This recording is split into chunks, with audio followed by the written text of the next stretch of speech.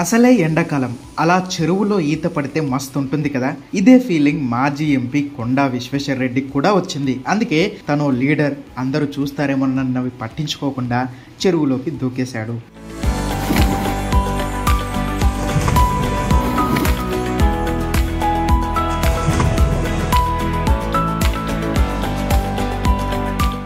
వికారాబాద్ జిల్లా పరిగిలో బీజేపీ సంకల్ప యాత్ర చేపట్టారు కొండా విశ్వేశ్వర రెడ్డి. ఆ క్రమంలోనే కుల్కచెర్ల ముజ్జాత్పురం దగ్గర ఒక చెరువు కనిపించింది. కుర్రాళ్లతో కలిసి ఆయన కూడా కుర్రాడిగా మారిపోయారు.